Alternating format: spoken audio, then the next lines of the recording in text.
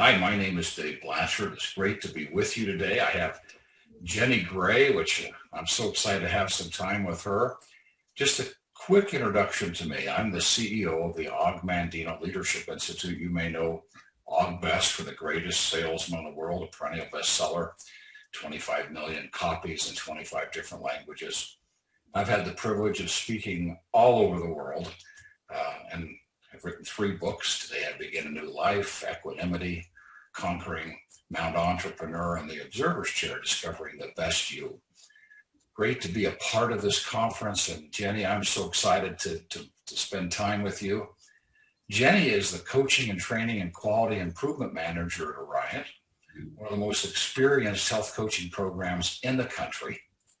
Now, Jenny has a background in exercise physiology and wellness, along with nutrition. She's been both a health coach and a supervising coach. Her job is to make sure coaches are top of the line, best in the industry. There's been much talk during this conference that 90% of the determinants of whether a person gets a chronic disease or how well they live with a chronic disease are in control of individuals. Chronic conditions represent 70% of the cost of healthcare. 70%. There has been a lot of talk about how important it is for healthcare to balance its efforts on the needs of the customer and focus more on the influencing individuals in taking ownership of their health. Because influencing someone to live well is one of the most difficult things there is to do in healthcare. Historically, the system labels people as non-compliant and they leave it there. The NUCA system turned that around and realigned the system to have greater influence to support people in taking ownership and making changes. Jenny, you have been in the business of influencing people to make changes for many years, and you have been very successful at changing population health through changing behaviors. Here's your first question. How difficult is this business of influencing people to make change? Thanks, Dave. So there's essentially 2 basic models of influencing behavior change. The first being the medical model. And the medical model says, let me teach you how your lifestyle affects your health, and then let me help you change the behaviors that'll better help manage your health risks and your chronic conditions.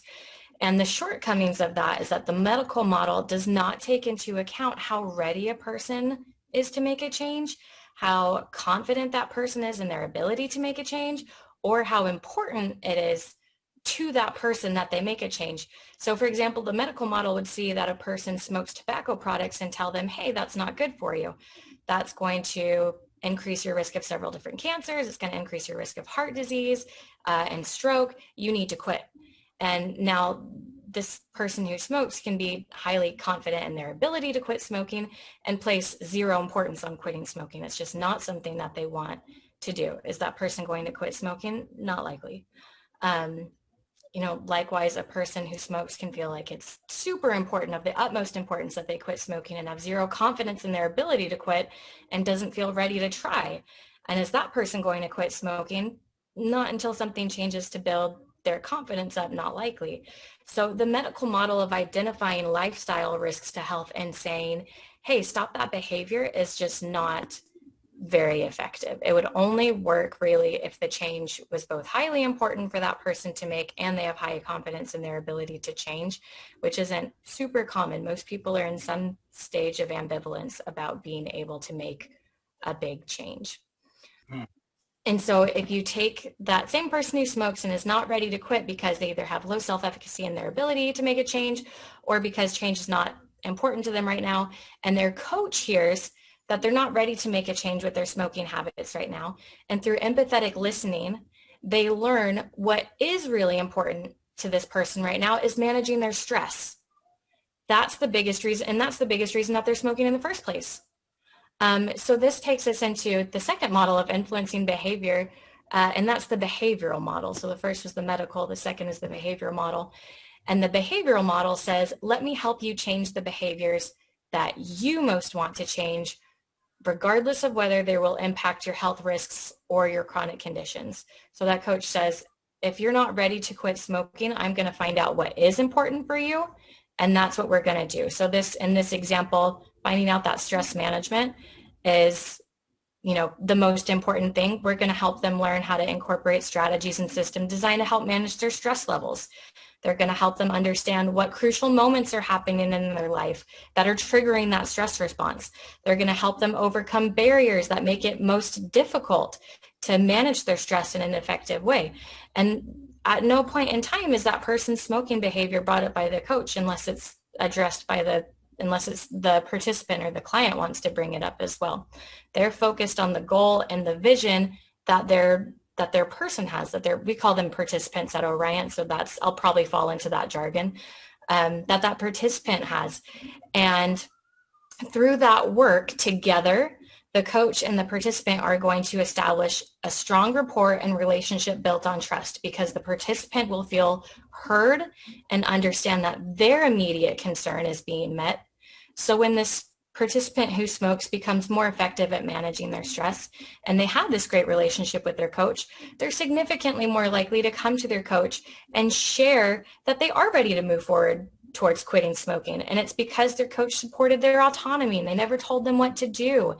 And they felt that their coach would never judge them and their perceived failures and shortcomings. And they have that established partnership with their coach. And they've seen success in other areas of their health. And so their self-efficacy is bolstered up and they believe that they can see success in other areas.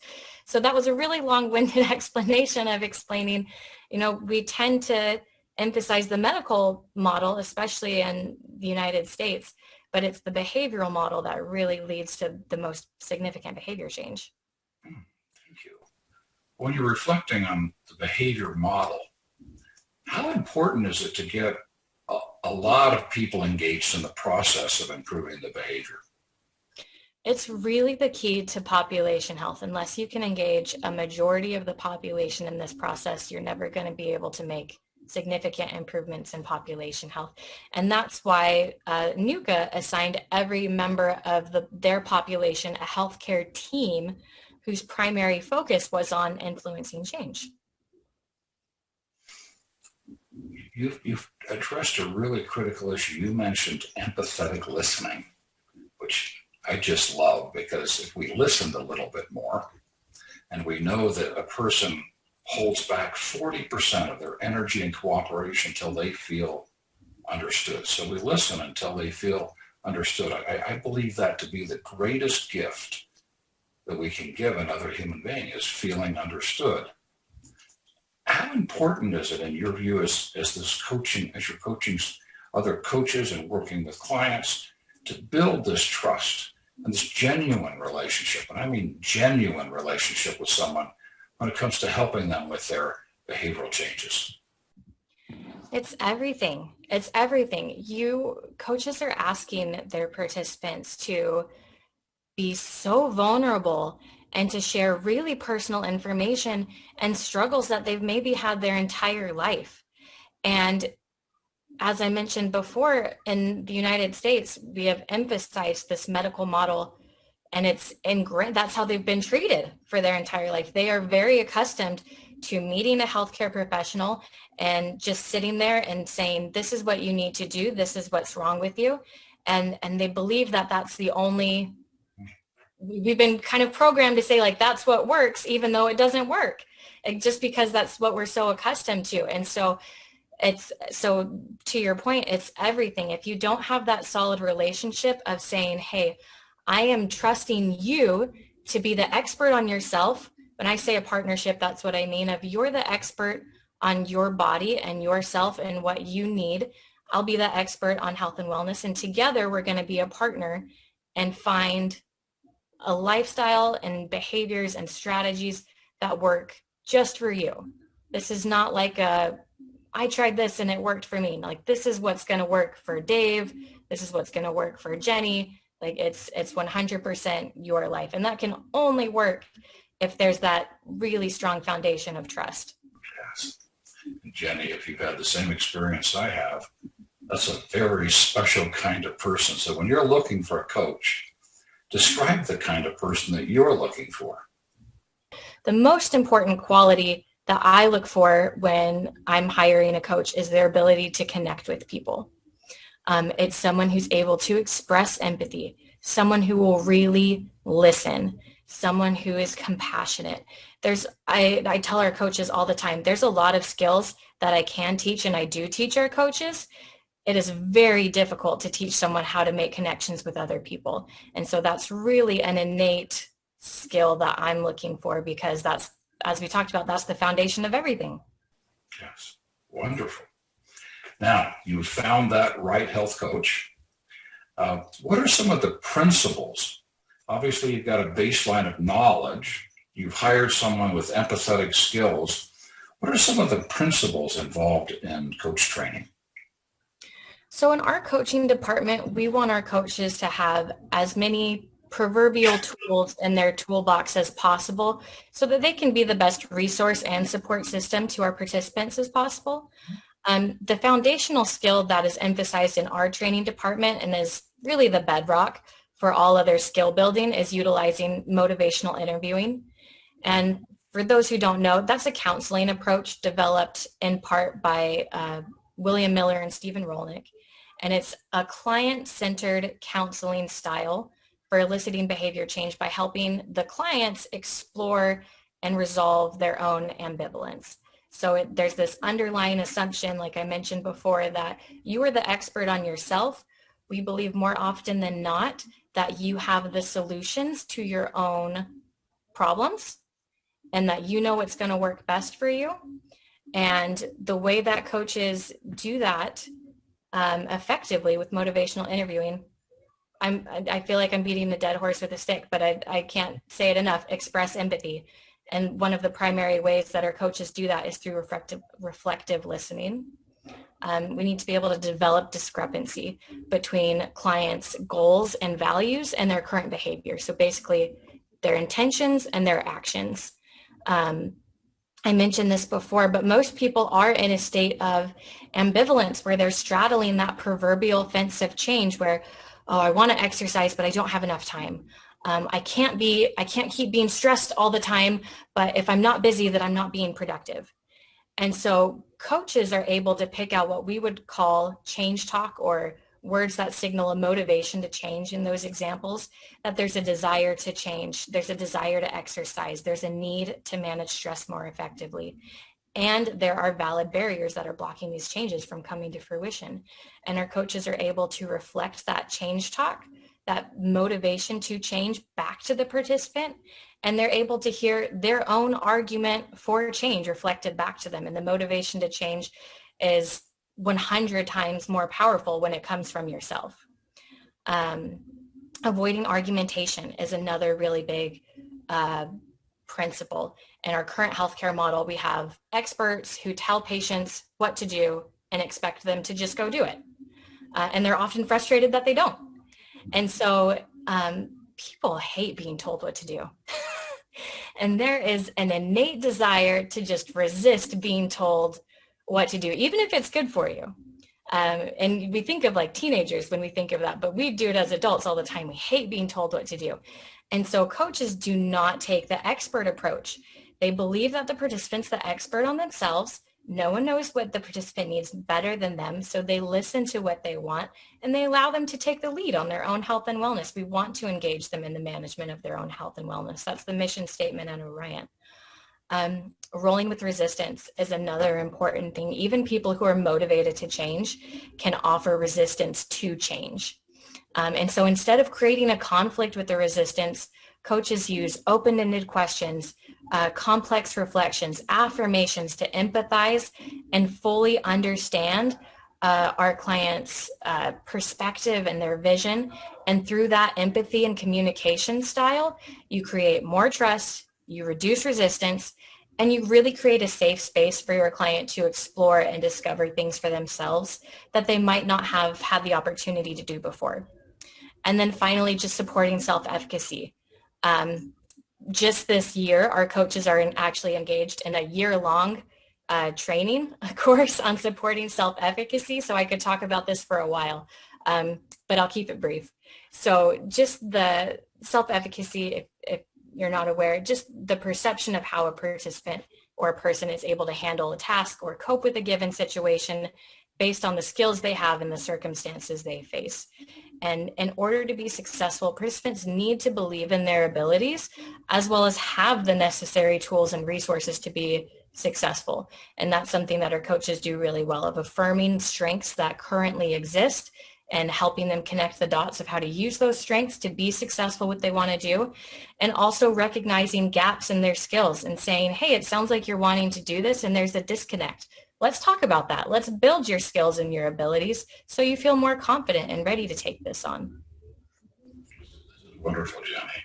It's got to be, Alok Mandino, and the greatest salesman in the world, called it the greatest secret of success in all ventures. He says, muscle can split a shield and even destroy life. That's when we need to be right. We just tell them what to do, and then we're disappointed when they don't. But he said, but only the unseen power of love, and he's talking about agape love, a heightened level of awareness, really listening until someone feels understood. And as you said so beautifully, not just understood, but a safe enough place for them to hear themselves. Because when we hear ourselves, that's when that motivational or intrinsic or inspiration, that breathing life into, we breathe life into the situation, they make their decision, and they may move forward. Og says, until we master this art, and this is an art form, as you're describing, it's beautiful. Until we master this art, we're no more than a peddler in the marketplace. I love that. Sometimes the medical model is a little bit of a peddler in the marketplace versus someone who is literally taking down walls, having people be heard, understood, hearing themselves, and making those changes. The question that comes up is, when your coaches are doing this continuously, do they ever get burned out? Absolutely. Burnout is a very real thing, I feel like, with any kind of caregiving responsibility, and coaches are no different. When you're engaged so frequently with that level of empathy, it can take a toll on you. It can really impact you. And so we do a few things in order to support our coaches through that. First of all, our full-time coaches are 32-hour-a-week coaches. It's not a 40-hour-a-week thing, and that really does help. They can build up those hours and work full-time if they want to, that full 40 hours with other responsibilities and other things. But we don't want you coaching more than 32 hours, because we've found that when you do, that burnout happens really quickly.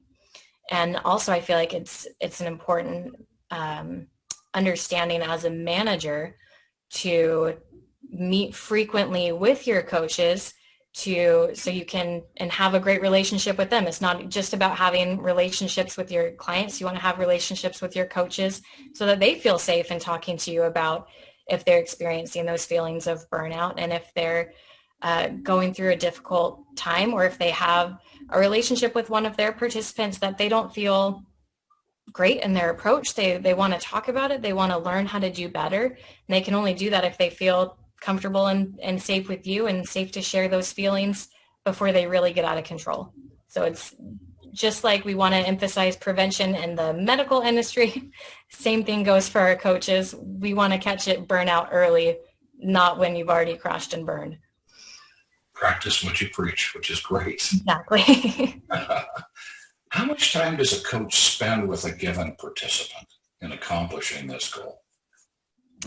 That's a great question. As long as that participant needs. If somebody needed 6 hours, we would give them 6 hours. That being said, that does not happen very often. Most of our coaches, the average coach call length for our coaches is approximately 15 minutes. And they do that once a month. There's exceptions. There's some people that call every single week. There's some people that call and it's 45 to 60 minutes. We're not going to put restrictions on people, because we want them to be able to get what they came and what they're calling for.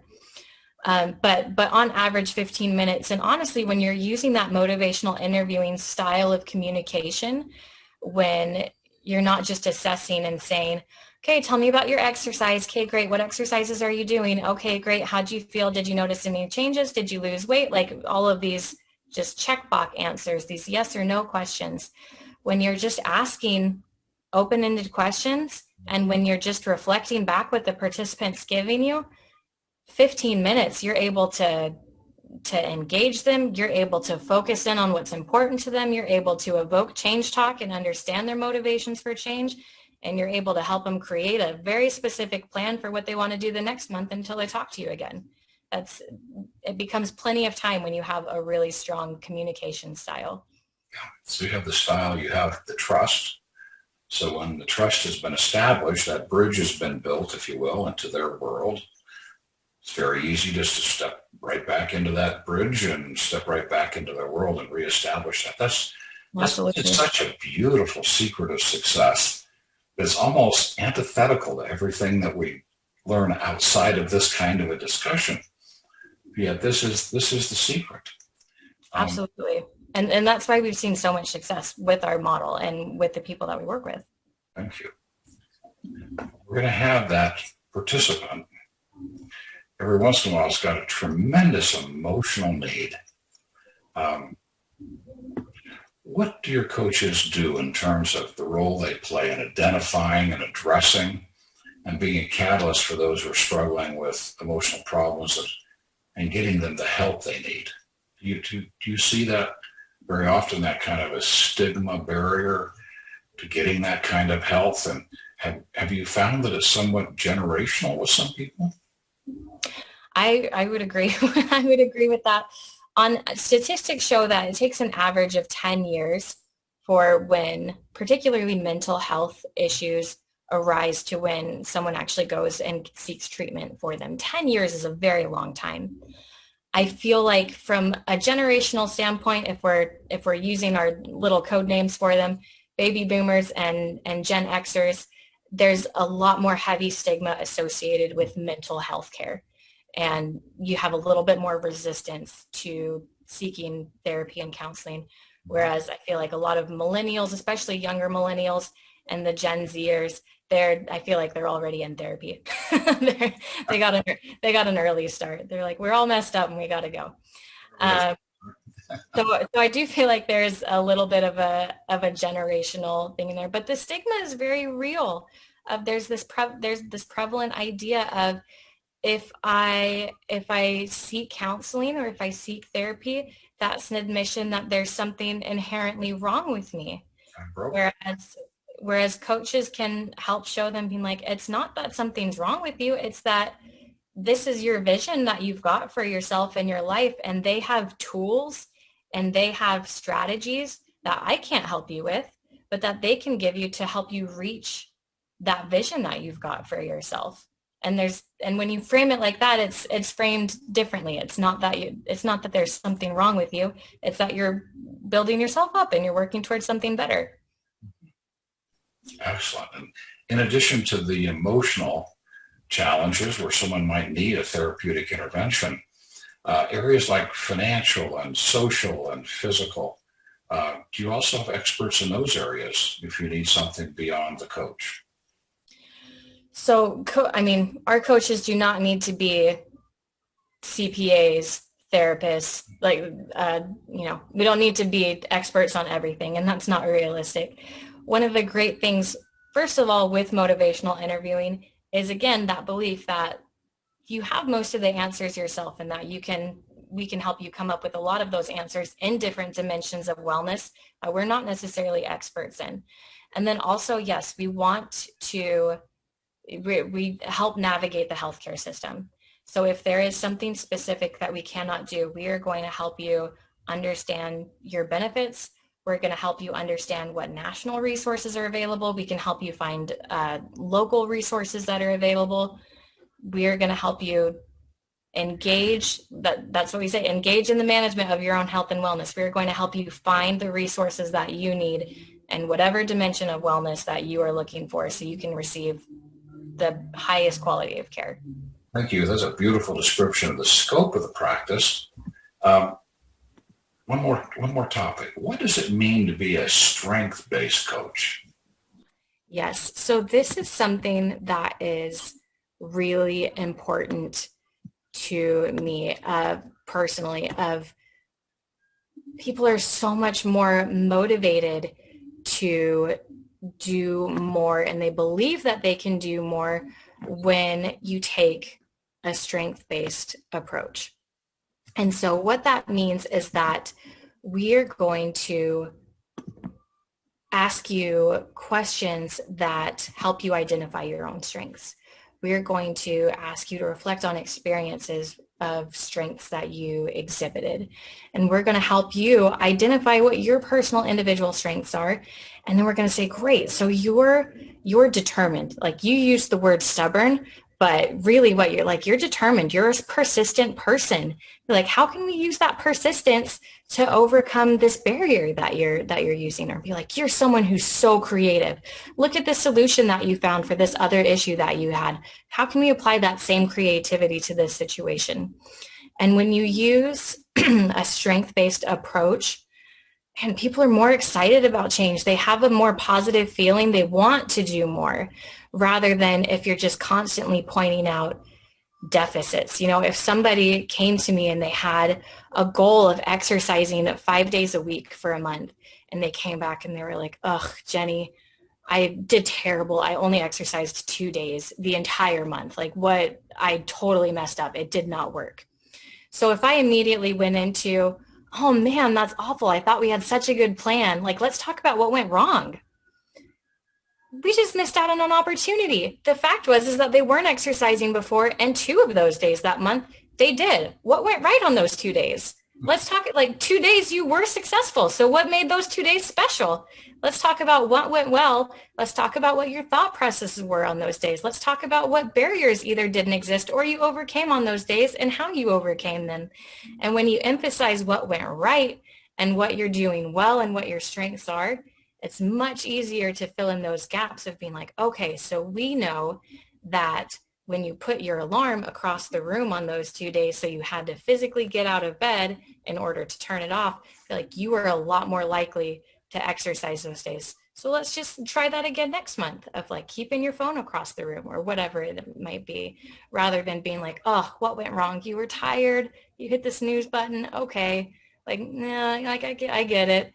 So much more effective to talk about what went right, even if it's something that's small, because small successes build on small successes. Thank you. I wrote down in my notes while you were talking, win with 3 exclamation marks. Talk about the wins. Yes. Someone gets a small win, they want another win, and then they want another win, and pretty soon they end up doing far more than they would have if we're trying to place an unrealistic expectation. Absolutely. And it really helps to establish that growth mindset instead of just being like, oh, I'm not a person who exercises. I'm not a person who does this. I set goals and then I don't reach them. You're like, no, you're in the process of learning. You're in the process of growing. You're becoming someone who exercises. You're becoming someone who's doing this, and you're figuring out what works for you and what doesn't. And that's great. Breaking that pattern of right, wrong, win, lose, life, death, all, nothing kind of thinking. Absolutely. Unrealistic expectations, and we get so discouraged we end up doing nothing versus focusing on those wins and getting them into the wins. That's beautiful. Thank you, Jenny. Absolutely. And that needs to be, people are not used to hearing that reflected back to themselves. They're not used to having their strengths recognized.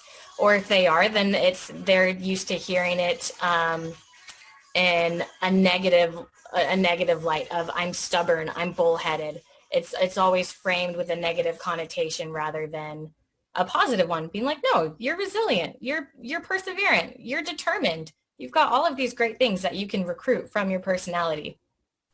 Well done. That's awesome. Well, Jenny, a couple of years ago, the AMA, the American Medical Association, recognized health coaching and came up with the following definition. I want to read it to you and have you respond to it. Great. Health and well-being coaching is a patient-centered approach wherein patients determine their goals, use self-discovery or active learning processes together with content education to work toward their goals, and self-monitor behaviors to increase accountability, all within the context of an interpersonal relationship with a coach. The coach is a non-physician health care professional. Training includes behavioral change theory, motivational strategies, communication techniques, health education, and promotion theories, which are used to assist patients in developing intrinsic motivation and obtain skills to create sustainable change for improved health and well-being. Here's my rhetorical question of the day. Is that a good description of what your coaches do? I feel like a little bobblehead because I was just sitting there along with you and I was like, yes, yeah, absolutely. That's it. How significant is it that the AMA finally recognized the role of health coaching in healthcare? I hope it's revolutionary, honest. I cannot describe how many negative interactions I get to hear from my own participants of saying, oh, gosh, I go to my doctor with this issue and I feel like they didn't even talk about it, or I go and talk about this and they didn't even believe me, or they told me it was this and I know it's not this. I know it's not. And or they, or I went to my doctor and surprise, surprise, you told me to lose weight again. Like, great. You think I haven't been trying to do that for the past 30 years? Like, thank you for that, thank you for that medical expertise, doctor. And so I think every doctor should have health coaches with them. They should have coaches that are able to spend more time. I understand the restraints that are on doctors with the medical model that we have. It'd be great if we could just revolutionize the whole thing, but we're working with what we've got right now. And coaches are a great way of saying, okay, doctors, you've got 10 to 15 minutes with each patient, and then you've got to go. You do not have time to sit there and explain to the newly diagnosed diabetic what's going on with them, making them not panic and feel like their life is over and, not afraid, and empower them to take control of their own health. They can't do that in 10 minutes. But coaches can. Coaches can sit down and say, how do you feel about that diagnosis? What thoughts do you have going through your head? What immediate, what's your vision? Now that you have this information, what does your future look like? Let's talk about it. Let's go where you want to go. Coaches can do that, where doctors have a lot of restraints on them. And so the fact that the American Medical Association is recognizing that, I really hope that it's taken advantage of more, because it's an underutilized resource. Thank you. Jenny Gray, the coaching, training, and quality improvement manager at Orion. It's been a real privilege to meet you today and to discuss these matters, which are so important to all of us. May this become a standard in healthcare. Thank you Thanks so much, everyone for joining us. I'm Dave Blanchard, and we're signing off. Thank you. We get to come off mute. Yes. Oh, Jenny, I've opened up and asked the audience if there's anyone watching that might have a question for you, to please type it in the chat. We'll be happy to address it. We've got just a few more minutes. While we're waiting for that, I just wanted you to make a comment. I've had the privilege of knowing Daryl Moon. And this is really his vision, isn't it? Yes. Daryl Moon is the CEO of Orion, and he sparks passion for wellness and aspirational healthcare into the hearts of everyone that he meets.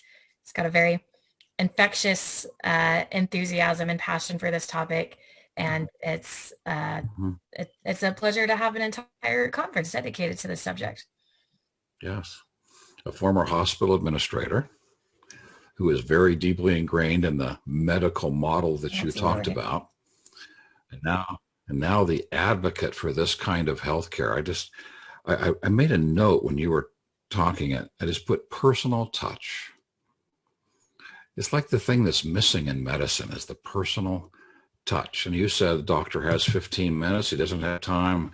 The newly diagnosed diabetic. I mean, that's a traumatic diagnosis. And there isn't time to really go through that, but the coach can work through that. And over a series of sessions, help somebody put a plan in place for eating properly and exercising. And if it's a metformin kind of a diagnosis for diabetes type 2, I think you probably have seen, if you're comfortable responding, some people have taken on lifestyle change and actually moved past that diagnosis. Absolutely. And I'm actually a certified lifestyle coach through the CDC for diabetes prevention. And that is one of those things where right now with the model that we have, it's you get a diagnosis, you get a prescription, and you get sent on your way. And they say, come back in 6 months. We'll check your A1C again. That's it. You might get sleep, eat your fruits and vegetables, but maybe not fruit because it has sugar, which just scares people all over again about what they don't know to eat. Drink water, manage your health. See ya. And that's it. And that's without that relationship, that's really so much of the value that health coaches offer, is that they can really establish a relationship of what's your understanding about diabetes. So often people get diagnoses and they don't even understand fully what they're being told or the implications of that. Be like, what's your understanding? Can I provide you with some more information?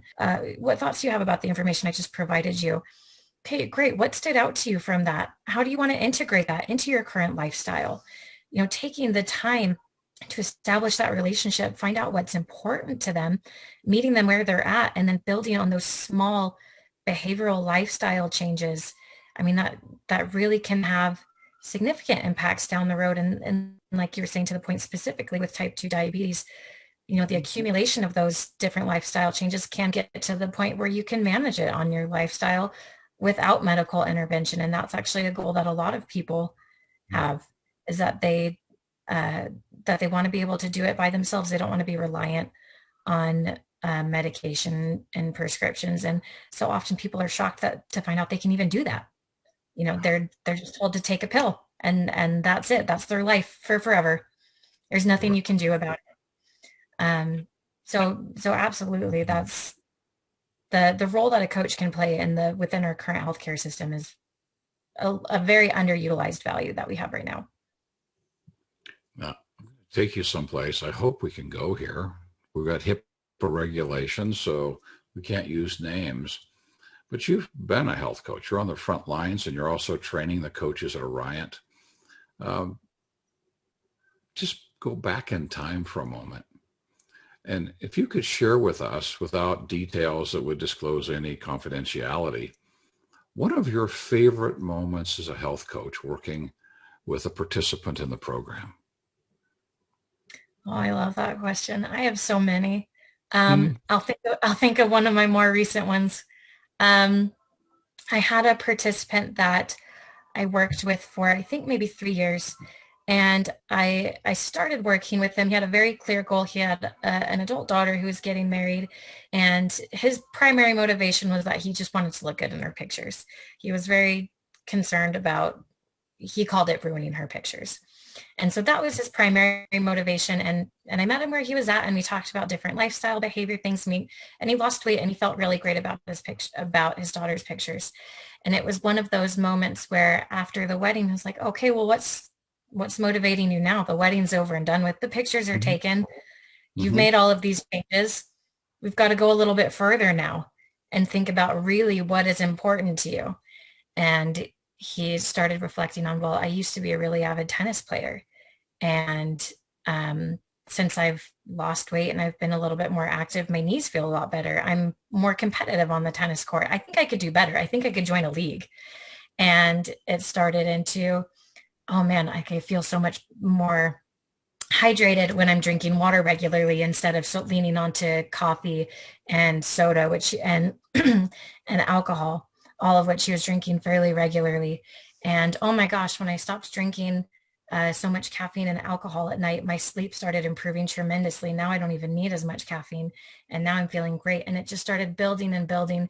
And really it got to this point where we met for a few months, and we both kind of came to this realization of like, I don't think you need me anymore. Like you're doing it all by yourself. Like you have a really strong understanding of what your vision for your life is, what you really want to gain out of your own health and wellness, how you want to feel, the behaviors and actions that you want to engage in, and you're doing it, and you know how to recognize barriers and create solutions for those barriers. And Like it's one of those bittersweet moments where honestly, if we're good at our jobs, we're kind of working ourselves out of a job because it's one of those realizations where you're like, you don't need me anymore. Go fly and be on your own. Go be independent.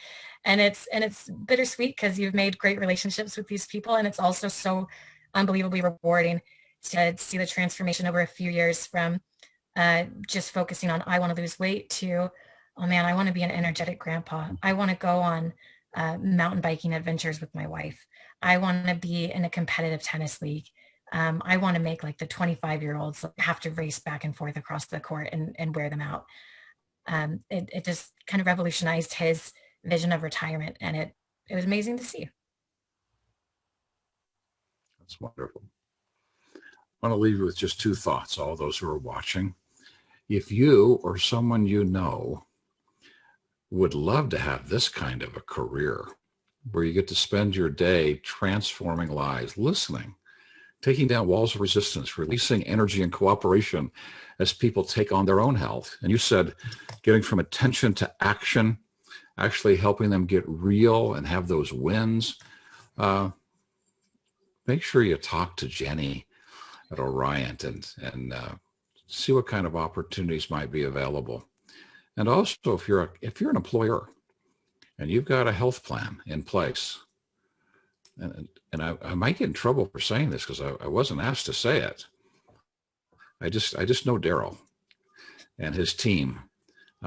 Talk to them. I think you'd be shocked at how affordable this option is to bring into your organization to start creating this kind of transformation, and frankly, the impact it has on expenses, medical expenses. As people become more and more healthy, they need less and less medical care. Absolutely. Well, Not to Jenny's mention increased productivity and decreased absenteeism, all the great things that employers want. real ROIs, and with people who are having a great experience in the process. Well, Jenny, thank you for your time today. Let's see if we have, say, Jody Susan has hand raised if she still has a question. I don't see any raised hands on mine. Let me see if I can change my view. Jody, if you still have a question, are you still with us? I'm still here. Can you hear me? Oh, please ask your question. Well, it's not a question. I just want to say thank you. I know Daryl Moon for several years now, and I love what he does. We are completely aligned in our thoughts about using food as your medicine to let the body heal itself. And so excited that you guys are all bringing real health, right, to the forefront of the world. I don't know that there's a better time to do this. I mean, actually, a better time would have been about 50 years ago when I was born. But yeah, I'm just saying. This is a time where it might actually get the traction that it deserves, right? Yeah, well, at least now it's going to get the traction. Yeah, right. So thank you, Dave. Thank you, Jenny. Very grateful. So yeah, thank you very much for that. And being someone who reclaimed my health, reversing 19 different chronic conditions using food and energy-based healing, I'm just thrilled to see what you are all doing here today. So thank you. Oh, that's wonderful and great for you, Jody. I've got a couple things to share, Jenny, if I may. You coach and you train your coaches within the context of HIPAA regulations. Could you just take a moment and share with us, just on a personal level as a coach, one, what it feels like to be in that space with a person, and two, when they actually make the change? It's the coaches don't come with a vision in mind of what management looks like or what health looks like for somebody else. Our goal is to say, what is your vision? What do you want this to look like? We're going to help you get there. And there's no better feeling than seeing somebody make that transition and eventually get to the point where both of you realize that they don't need you anymore, that they're doing it all by themselves, and that you've offered all of the value that you can, and they're ready to be independent and fly solo. And that's magical to see. Rewarding. Absolutely. That's the reason why most health coaches into the industry, I think, is to see that change happen. Thank you. When I listen to you tell the story, I just go back to the secret to this kind of motivational interviewing, getting to this intrinsic space, so they decide what they want to change, and then you support them in the part they're willing to do, not their intentions, but their actual willingness and capacity to do. I think of 3 words, if I may share them with you. I love these 3 words.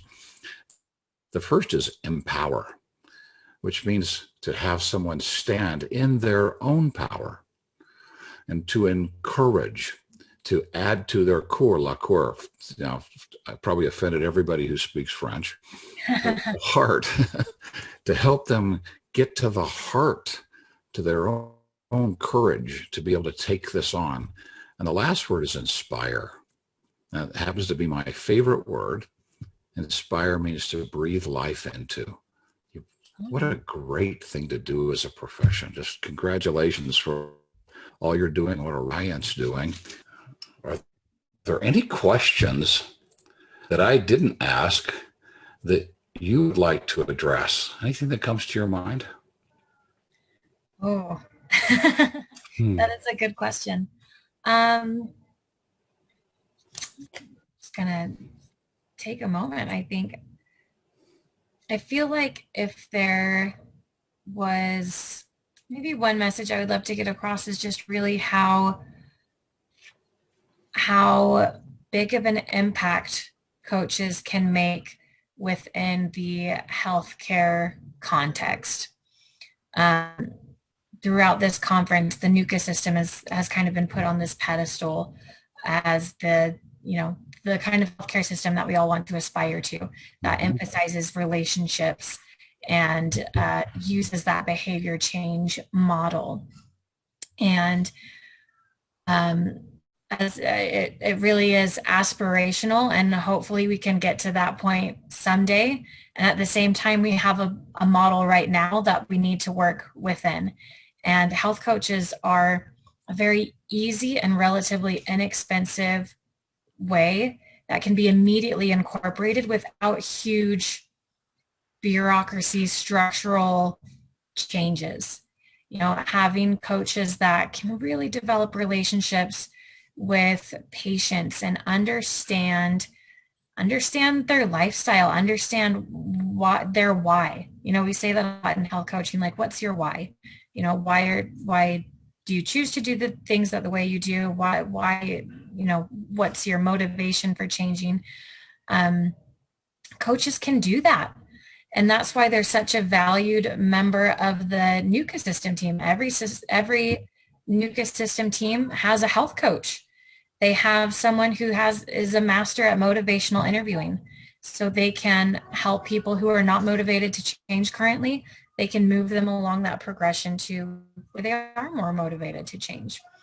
They have those coaches that are able to really lay a bedrock of trust and create safe spaces for vulnerability and exploration to take place, so that you can address the whole person and not just their one immediate need.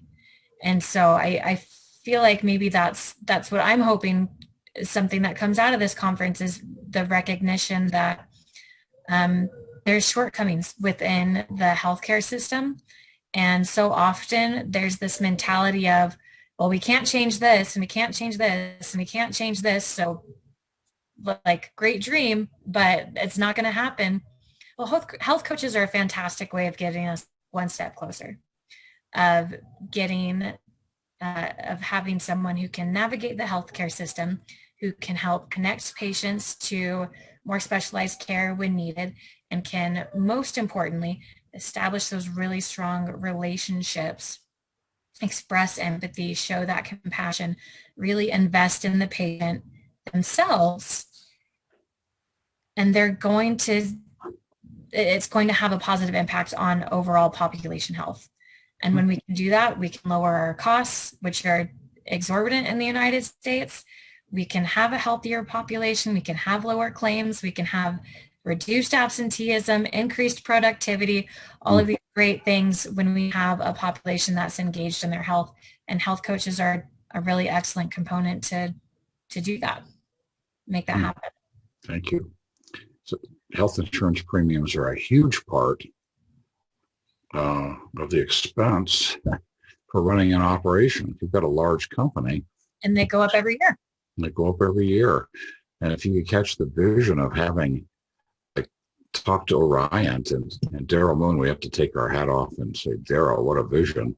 Former hospital administrator who saw this vision and started this program where a company can contract with Orion and bring health coaches into all of the employees, the participants, and help them have this kind of an experience, reduce everything you said, absenteeism, medical expenses, et cetera, get an ROI that far exceeds any expense for investing in a health coach, and just have happier, healthier people. What a great concept. Jenny, it's been a real pleasure spending time with you. Congratulations, and may this vision carry out. I know you're a big part of making that happen.